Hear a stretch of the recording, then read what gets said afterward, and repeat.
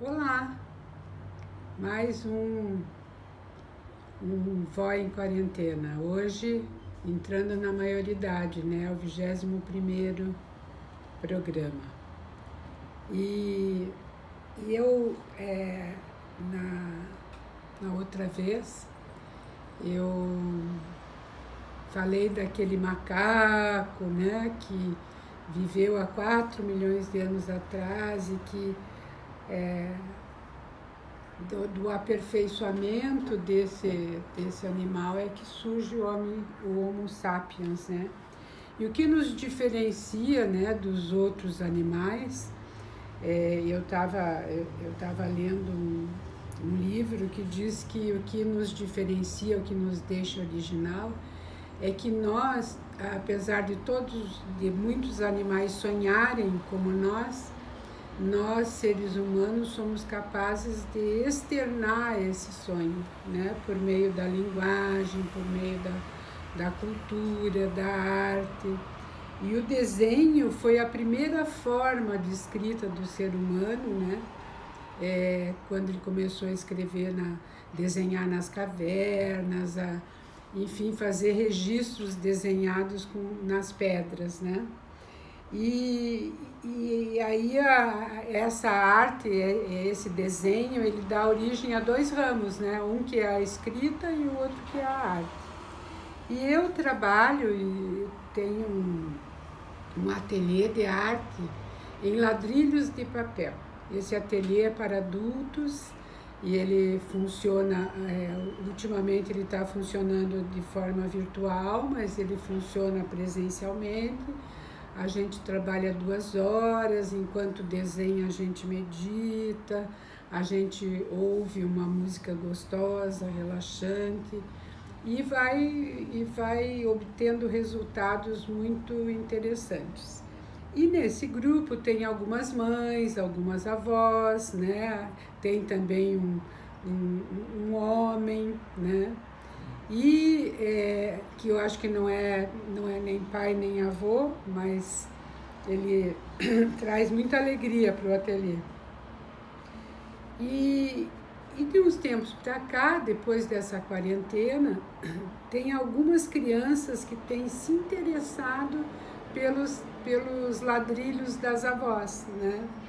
E aí as avós estão me mandando, mostrando. Ontem eu tive um pedido se eu poderia dar uma aula de ladrilho, de arte em ladrilho de papel para Tarsila, né? Então, eu resolvi falar um pouquinho aqui, né? No ladrilho de papel, a gente trabalha com uma produção desse tamanho aqui, 9x9. Você vê que é um pouquinho menor que a minha mão, né? E a gente trabalha com uma caneta bem fininha, né? A gente vai repetindo o padrão, trabalha em preto e branco, pode trabalhar colorido também. Também trabalhamos com a aquarela, né? Mas eu estava pensando que para criança, para começar, talvez seja bacana a gente trabalhar com o tamanho azulejo. Então é uma medida de 15 por 15. As crianças que não sabem usar régua podem pedir para o pai e para a mãe, né? Para fazer um tamanho 15 por 15. E as que já estão aprendendo a usar régua já podem usar. Peguem uma folha um pouquinho mais durinha, né? Não façam na folha sulfite. E eu penso que nesse tamanho maior, vocês podem usar a caneta, como é que chama essa caneta? Hidrográfica, né? Com a pontinha grossa mesmo, para a gente começar a exercitar. E depois, então, a gente pode ir para uma caneta de ponta mais fina, né? Bem fininha, depois que já tiver uma certa firmeza, porque quando a gente começa, a mão é meio pesada, sabe, crianças? E aí a gente vai aprendendo a deixar a mão mais leve.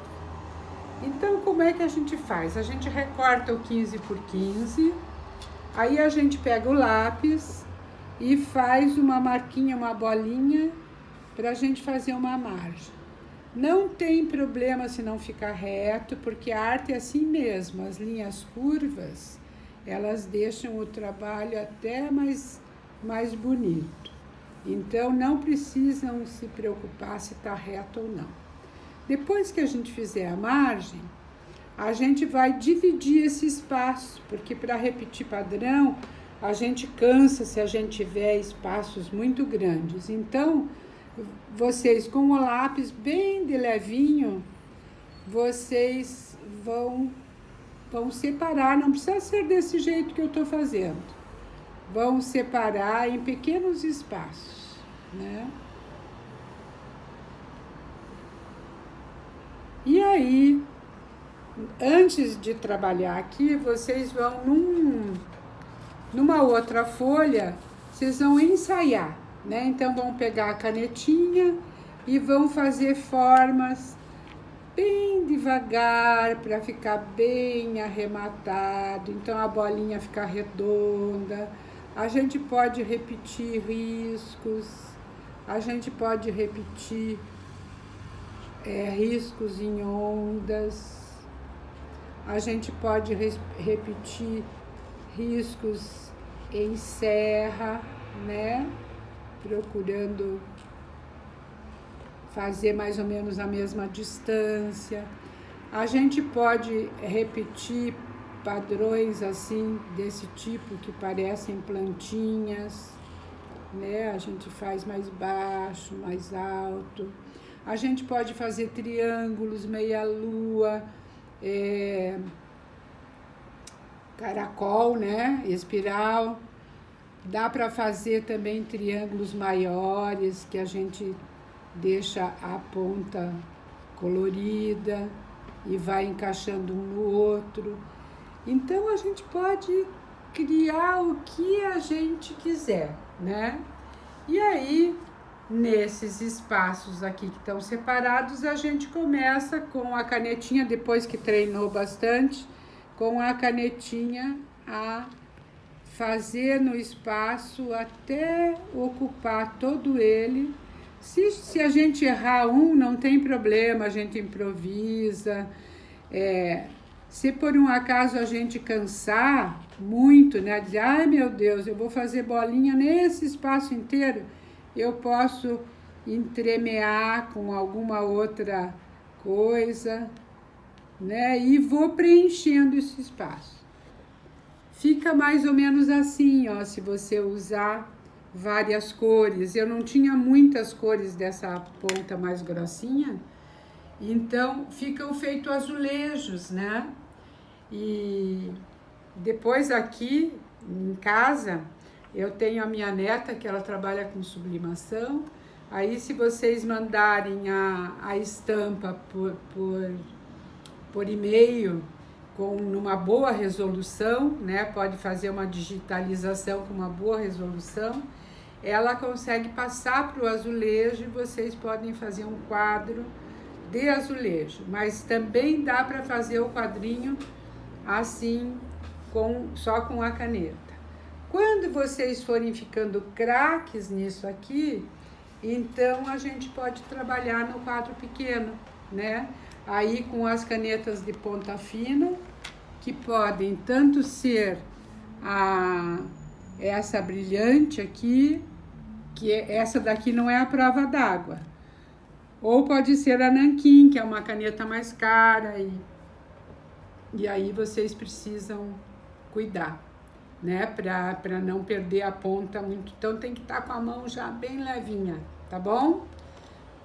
E eu queria contar para vocês uma coisa bem legal, que a avó em quarentena, ela saiu, foi divulgada no jornal de uma escola aqui de Curitiba chamada Trilhas, né? Então, a Trilhas tem um jornal que ela tem disponível na internet, né?